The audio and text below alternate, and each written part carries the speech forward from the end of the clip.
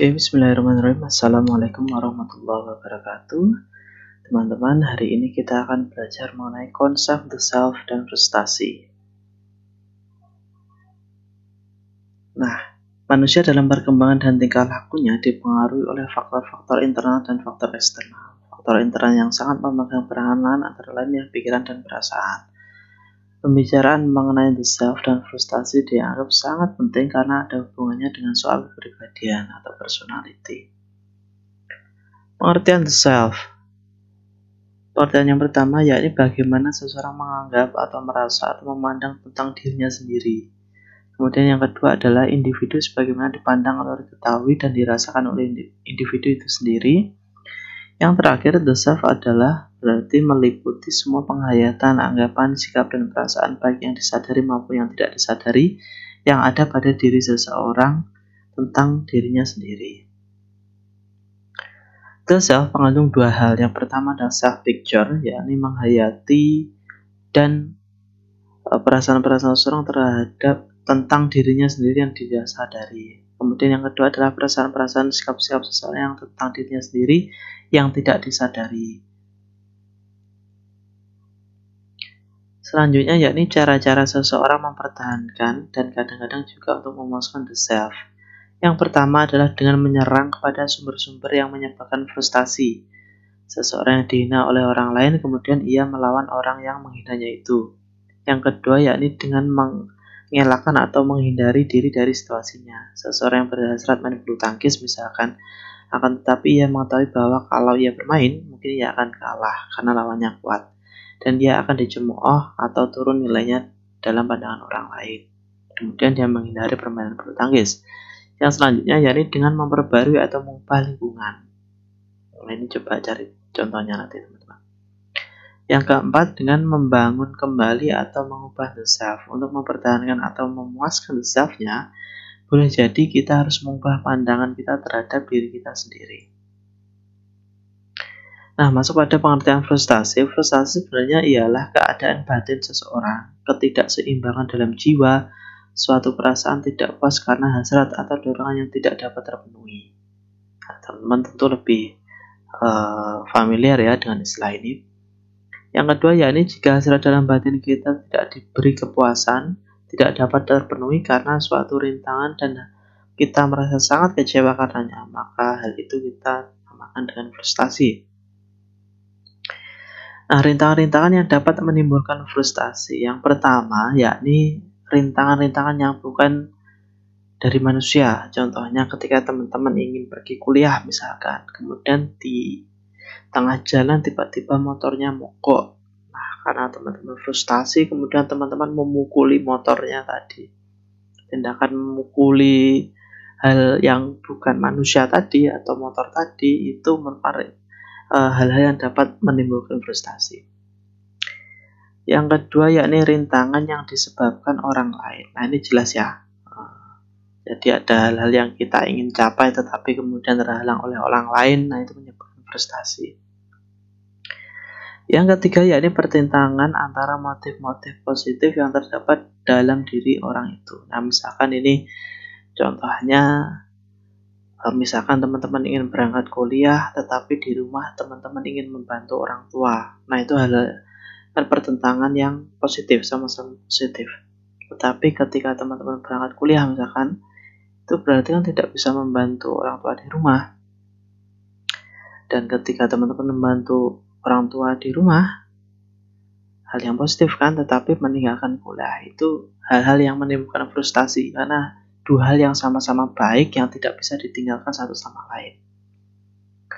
Yang keempat yakni pertentangan antara motif positif dan motif negatif yang terdapat dalam diri orang itu. Nah, ini lebih gampang. Jadi misalkan teman-teman ingin nilai A dari mata kuliah psikologi ini. Teman-teman sudah membayangkan, wah kalau nanti dapat nilai A bagus ini, nanti ditransfer ke akademik ada nilai A, IPK-nya bisa tinggi dan lain sebagainya, dapat ujian dari orang lain. Tetapi di satu sisi yang lain, teman-teman tidak belajar, tidak mencari referensi yang lain, hanya malas-malasan, rebahan saja di rumah gitu. Jadi pertentangannya motifnya yang positif dengan motif yang negatif, inginnya nilai yang bagus tetapi tindakannya justru negatif, yakni rebahan di rumah saja, tidak belajar. Nah, hal-hal yang tersebut yang dapat menimbulkan frustasi, inginnya bisa dapat nilai A tetapi hanya rebahan saja.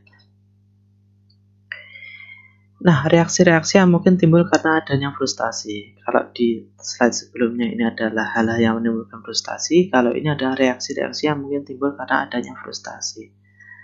Yang pertama yakni agresi. Apa sih agresi? Itu agresi adalah reaksi menentang atau suatu serangan yang bersifat langsung dan tidak langsung.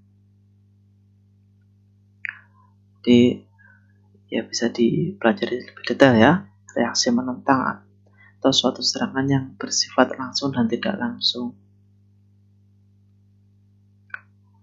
Kemudian yang kedua adalah mengundurkan diri. Ini sudah cukup clear saya kira. Yang ketiga adalah regresi. Regresi itu menunjukkan suatu kemunduran ditinjau dari perkembangan jiwanya menurut umurnya. Reaksi ini dinamakan dengan regresi atau kemunduran. Misalkan anak umur 10 tahun kan sudah cukup dewasa ya untuk ukuran anak-anak. Tetapi ketika menginginkan sebuah mainan, dia sampai nangis gulung-gulung begitu. Nah, itu tindakannya kan tidak mencerminkan anak 10 tahun. Nah, kayak begitu contohnya. Yang selanjutnya yakni fiksasi. Fiksasi ini tindakan yang tidak bisa melakukan apa-apa.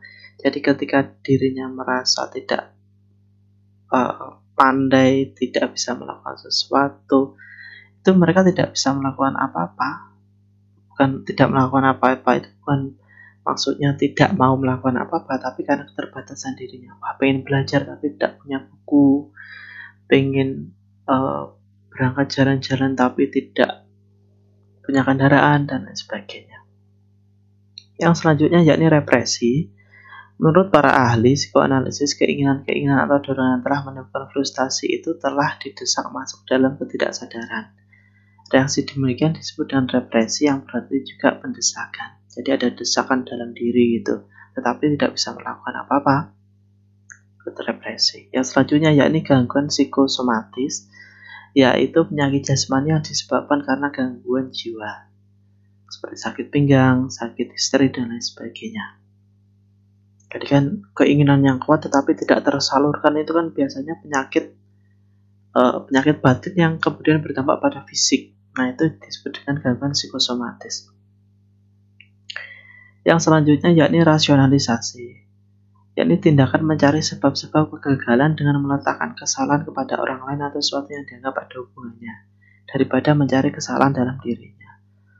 Aduh, saya gagal ini karena diguna-guna oleh orang misalkan, padahal ternyata produknya kurang bagus, tidak laris itu karena gara-gara wah saya diganggu oleh makhluk halus ini kiriman X misalkan. Nah, jadi melemparkan kesalahan yang sebenarnya adalah kesalahan dirinya itu kepada kesalahan orang lain atau yang dianggap ada hubungannya ya. Kemudian yang selanjutnya yakni proyeksi. Proyeksi ini dalam arti bahwa orang yang bersangkutan mengutuk kesalahan-kesalahan pada orang lain yang sebenarnya merupakan kelemahan-kelemahan pada dirinya sendiri. Jadi hampir mirip dengan yang rasionalisasi tadi ya. Pokoknya ketika dia gagal itu mencari kambing hitam orang lain. Yang selanjutnya yakni sublimasi. Sublimasi ini penyaluran jiwa. Misalkan teman-teman senang sekali atau cinta sekali pada seseorang, tetapi kemudian cintanya tidak terbalas atau bertepuk sebelah tangan, kemudian teman-teman membuat cerpen, membuat novel untuk menyalurkan jiwanya, menyalurkan batinnya. Nah, di dalam novel tersebut teman-teman memuji atau memberikan pujian, memberikan pengharapan pada seseorang tersebut.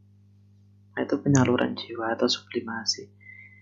Yang selanjutnya yakni kompensasi. Kompensasi itu hampir mirip dengan sublimasi, yakni penyaluran jiwa dengan jalan mengalihkan usaha ke arah tujuan atau perbuatan lain guna mencapai kepuasan. Tetapi terutama kompensasi itu dilakukan oleh seseorang yang menderita perasaan kurang harga diri.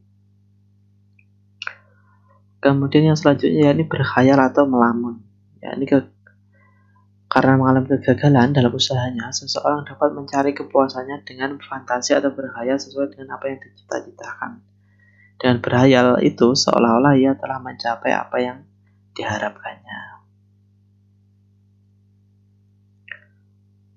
Nah, ada 11 itu reaksi yang mungkin timbul karena adanya frustasi. Oke, saya kira itu teman-teman. Teman-teman bisa belajar ini untuk mengidentifikasi peserta didiknya untuk mencegah adanya frustasi dalam proses belajar. Jadi rintangan-rintangan ini yang menimbulkan frustasi ini bisa ditekan sedini mungkin supaya dalam proses perkembangan dan proses belajar anak dapat terkurangi nilai atau rasa frustasinya. Kemudian self ini teman-teman bisa membesarkan hati, memberikan dorongan semangat pada anak untuk tetap belajar, untuk tetap memiliki self yang positif. Oke, saya kira itu. Terima kasih teman-teman. Wassalamualaikum warahmatullahi wabarakatuh.